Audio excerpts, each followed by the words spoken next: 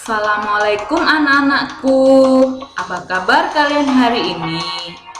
Alhamdulillah kalau semua dalam keadaan sehat. Bagi hari ini yang sedang sakit, Bu Dita berdoa semoga kalian lekas sembuh ya. Oke anak-anakku, hari ini kita akan belajar tema 1. Tema 1 judulnya Indahnya Kebersamaan. Di tema 1 terdapat 4 subtema. Nah, hari ini kita akan belajar subtema 1. Subtema 1 judulnya Kebersamaan dalam Keberagaman. Sudah siap kita belajar? Oke, let's go. Kita belajar subtema 1. Nah, di subtema 1 terdapat 5 muatan pelajaran. Di antaranya ada pendidikan Pancasila dan kewarganegaraan, bahasa Indonesia, ilmu pengetahuan alam, ilmu pengetahuan sosial, dan seni budaya dan prakarya. Di dalam setiap kolom di bawah muatan pembelajaran ada beberapa kompetensi dasar yang harus kalian capai. Di antaranya, mengidentifikasi bentuk keberagaman suku bangsa, sosial, dan budaya di Indonesia, mencermati gagasan pokok dan gagasan pendukung, menerapkan sifat-sifat bunyi, mengidentifikasi keragaman sosial, ekonomi, budaya, etnis, dan agama di provinsi setempat, dan mengetahui gerak-tarik kreasi daerah. Hari ini kita akan belajar ya. Yuk kita perhatikan apa yang Bu Dita jelaskan terhadap kalian. Sebelum itu, apakah kalian ingat mengenai Pancasila? Nah, coba sih sebutkan Pancasila sila pertama. Pancasila 1. Mempunyai lambang. 2. Mempunyai lambang. 3. Mempunyai lambang. 4. Mempunyai lambang. Dan 5. Mempunyai lambang. Oh, pintar semua. Ternyata masih hafal ya Pancasila. Oke, di materi selanjutnya. Keberagaman negeriku. Indonesia memiliki 34 provinsi.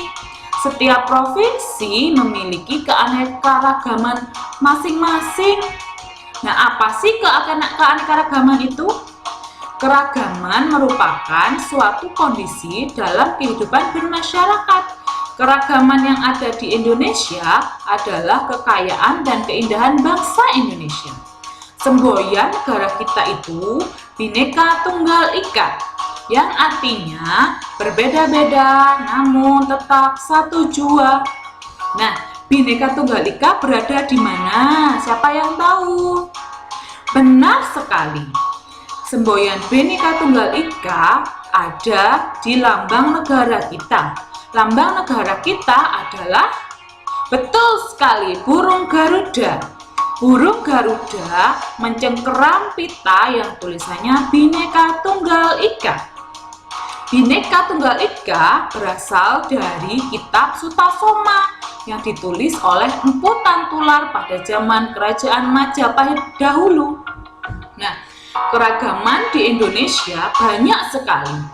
Contohnya seni tari, seni sastra, seni musik, rumah adat, senjata tradisional, juga keragaman suku. Keragaman suku itu contohnya suku Jawa, suku Madura, suku Batak, suku Sunda, dan masih banyak lagi suku-suku yang ada di Indonesia. Di Indonesia juga menganut 6 agama yang diakui oleh pemerintah. Contohnya Islam, Kristen, Katolik, Hindu, Buddha, dan Konghucu. Ini salah satu keragaman budaya, keragaman rumah adat, dan keragaman senjata adat. Masih banyak rumah adat dan senjata adat yang ada di Indonesia. Ini salah satu contohnya ya. Ini ada contoh keragaman rumah adat. Rumah Gadang berasal dari Sumatera Barat. Rumah Joglo berasal dari Jawa Tengah. Rumah Gapura Janti Bentar berasal dari Bali. Rumah Lamin berasal dari Kalimantan Utara. Rumah Honai berasal dari Papua. Dan masih banyak lagi keragaman rumah adat yang ada di Indonesia. Ini juga ada senjata adat seperti lencong dari Aceh, bujang dari Jawa Barat, keris dari Jawa Tengah, celurit dari Madura, dan belati dari Papua. Coba kalian cari di internet ya, macam-macam rumah adat, agar kalian bertambah pengetahuan mengenai keragaman budaya yang ada di Indonesia. Nah, ini juga ada manfaat keragaman budaya yang ada di Indonesia. Contohnya, manfaatnya itu ya, terwujudnya persatuan bangsa, terciptanya keutuhan hidup bermasyarakat, memperkuat ketahanan sosial, serta kita juga harus mempunyai sikap menghargai keragaman. Contoh sikapnya, menghormati semua pemeluk agama, senang bergaul dan bekerja sama, tidak memandang rendah terhadap budaya yang berbeda. Jadi, jika kamu punya teman yang berbeda suku, berbeda agama, berbeda warna kulit, kalian tidak boleh saling mengolok-olok ya. Harus berteman dengan semuanya. Jangan sampai kalian hanya berteman dengan temanmu yang itu saja, sehingga kita tidak bersatu dengan teman-teman yang lain. Nah, ada juga loh ya, arti penting persatuan dan kesatuan. Pergaulan antar warga terjalin akrab. Setiap ada perselisihan dapat diatasi, meningkatkan kekuatan dan ketahanan masyarakat.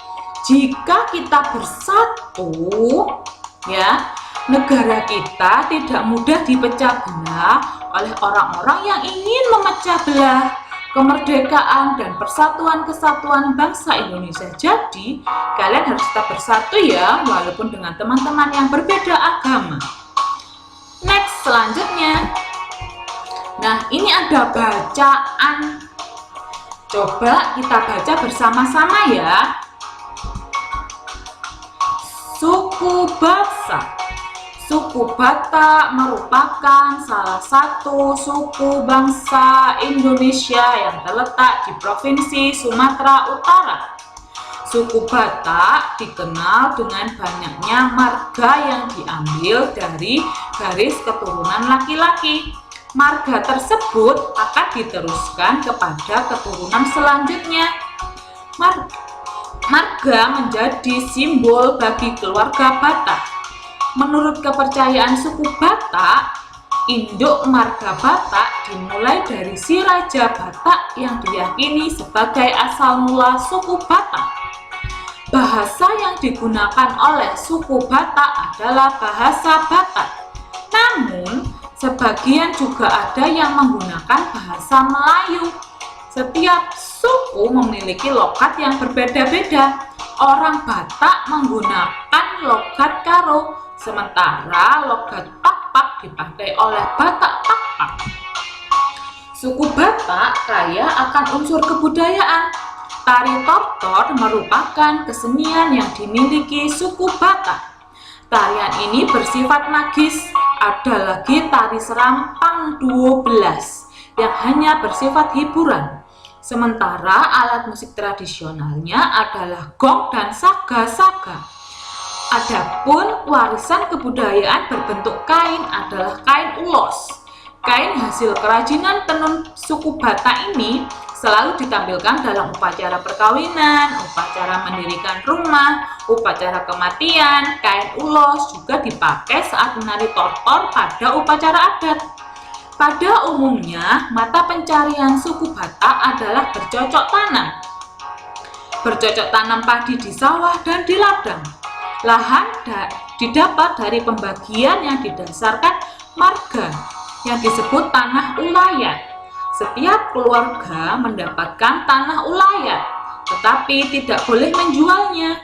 Selain tanah ulayat, ada pula tanah yang dimiliki perorangan. Selain pertanian, peternakan juga salah satu mata pencarian suku Batak. Selain itu, mereka berprofesi sektor kerajinan.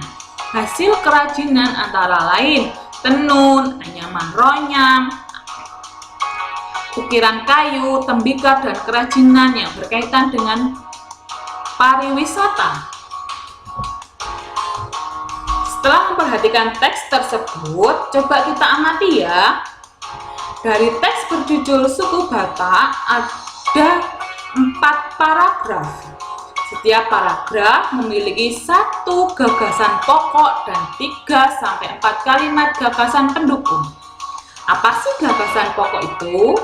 Gagasan pokok adalah suatu topik yang sedang dibicarakan atau dibahas dalam sebuah teks bacaan. Setiap paragraf memiliki gagasan pokok, baik secara tersurat atau tersirat. Cara menentukan pokok pikiran suatu paragraf sebagai berikut. 1. Perhatikan paragraf dengan teliti. 2. Carilah kalimat yang menjadi pokok pembicaraan dalam paragraf. 3. Gagasan pokok adalah inti pembahasan dalam setiap kalimat tersebut. Oke, lanjut ke pembahasan selanjutnya ya. Bunyi. Apa sih bunyi? Bunyi adalah suatu gelombang yang dihasilkan oleh benda yang bergetar. Suatu benda yang dihasilkan bunyi disebut sumber bunyi. Contoh sumber bunyi. Telapak tangan yang ditepukkan dapat menghasilkan bunyi. Coba telapak tangan kalian ditepukkan, apakah berbunyi? Berbunyi kan? Alat musik. Nah, ini contohnya alat musik. Rebab mengeluarkan bunyi dengan cara digesek. Ayo, coba sih sebutkan alat musik lain yang cara mengeluarkan bunyinya dengan cara digesek selain rebab. Oh iya, betul sekali. Biola. Biola digesek kan? Sip.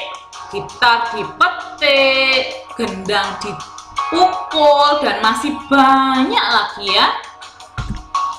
Nah, ini contoh gambar telinga kita. Telinga itu dibelah. Nah, itu bagian-bagian dari telinga.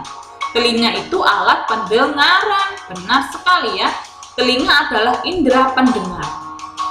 Bagian-bagian telinga bermacam-macam. Salah satu contohnya ada daun telinga, lubang telinga, liang telinga, gendang telinga, 3 saluran setengah lingkaran, saraf pendengaran, rumah sifut atau klokea, saluran ektasius, 3 tulang pendengaran, 1 contohnya tulang artil, tulang landasan, dan tulang sanggurdi.